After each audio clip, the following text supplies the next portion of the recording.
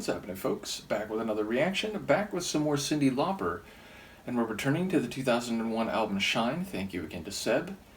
And the next track is Wide Open, which suggests a wide range of possibilities or potential that could, of course, be more positive or negative. And, of course, if the outcome or what happens next is wide open, there's a greater degree of uncertainty, which can be unsettling.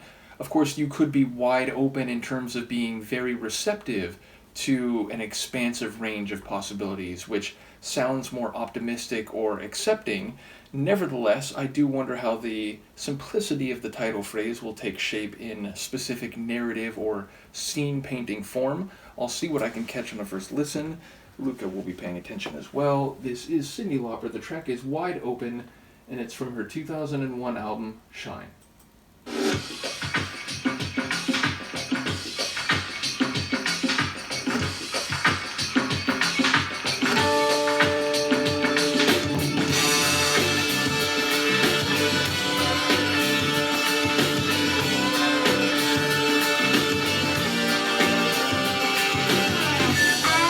Stand in my doorstep. I used to dance in the rain. I used to cast out wishes that never came back again. I used to sit in my garden with pretty maids in a row, silver bells and cocker shells, waiting to see what would go. Wide open for anything, anything your love would bring.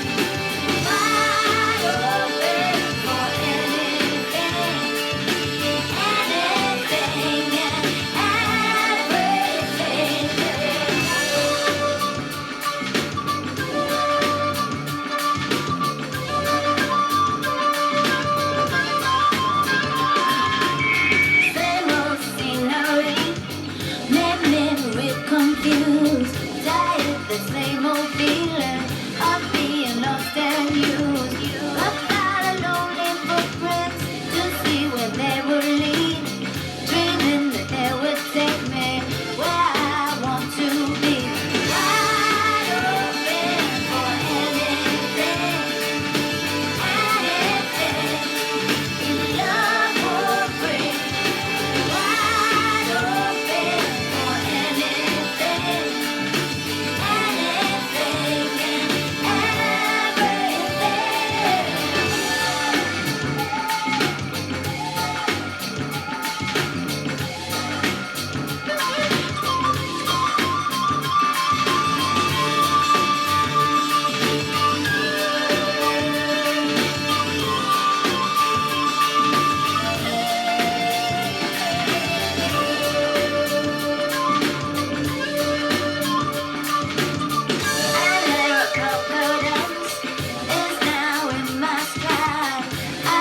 Shoulders gently, my hips from side to side. Now I live in a moment where there are no regrets. Now I keep my head up with nothing to forget.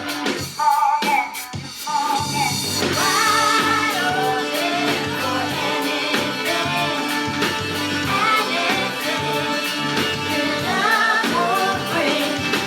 Wide open for anything, anything and everything. Wide open for anything, anything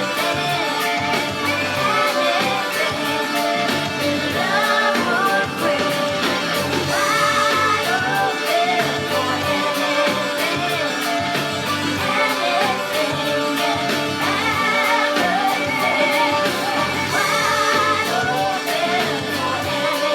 anything, anything your love would bring.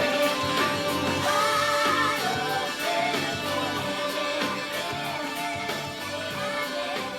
Sonically, that's a fascinating composition. Had a long fade-out ending. When it started, it almost gave me like Alanis Morissette vibes or something. It had a bit of that, tough attitude, but still relatively pop-style sonics. And yet, when it played out, it was actually more ornate or complicated sonically than I thought it would be when it began, meaning we eventually had that flute riff, which came back in the choruses. I enjoyed that. This metallic type of, I assume, keyboard layer that was very constant or intense. I enjoyed the, what's the right word? It wasn't by any means folk rock, but it had a folksy feel to it, more than I thought when it started. Indeed, when it started, I thought it would have a bit of that pop meets alternative rock type of feel, which is, I think, why my brain went to Alanis for a comparison. But as it played out, it, again, had a bit more of a rural feel, and that flute almost gave it like a Andean, South American type of flavor. So, yeah, sonically, it was a bit of a mixture, and I enjoyed the progression. I enjoyed the flourish of the chorus, and then it would get stripped down post-chorus, and when I went back into the verses. Lyrically, it's fascinating because it does feel like she's saying, again, I'm open for anything, for everything, but it sounds like the reason she's saying that is because she isn't satisfied with what has happened up until now, that she's been taken advantage of, that she's been stepped on or otherwise mistreated, and in contrast to that, she's willing to follow any footsteps, any new path, because it's bound to be better than the way things have been. So I suppose that is true. It's, that, what's that line in Fight Club? And I suppose probably philosophical works more erudite and respected than that. But the idea of, like, once you've hit rock bottom, it's only then that you can do anything. It's once you've lost everything, then anything is preferable to that. So it feels like there's a bit of that sentiment here, that she's now up for anything. She's receptive to wherever love will take her, which could, of course, mean heartbreak. Like, it could mean that things won't work out, but she's willing to buy a ticket even if the outcome isn't guaranteed to be a positive one, because it's better than doing nothing. It's better than just continuing on with the status quo or the rut that she's stuck in. So it feels existentialist. It feels enduringly optimistic, or at least willing to see the best in a bad situation and willing to keep pushing, to keep on keeping on, despite failures or people letting her down or indeed mistreating her. So, yeah, there's a persistence to it. I don't know if I'm quite reading the track right, but it sounds, again, like she's up for anything and everything precisely because that, no matter what that turns out to be, would be better than doing nothing or just continuing in the way that things have been. So, yeah, an inspiring and positive song, if I'm reading that correctly. And yeah, not the biggest performance from her vocally I've ever heard, but she always has a nice sound to her voice, and I think she hits the, again, folksy, with a bit of a tough edge type of sentiment of the tune, or feeling of the tune, in her vocal delivery, so I think that aligns well as well.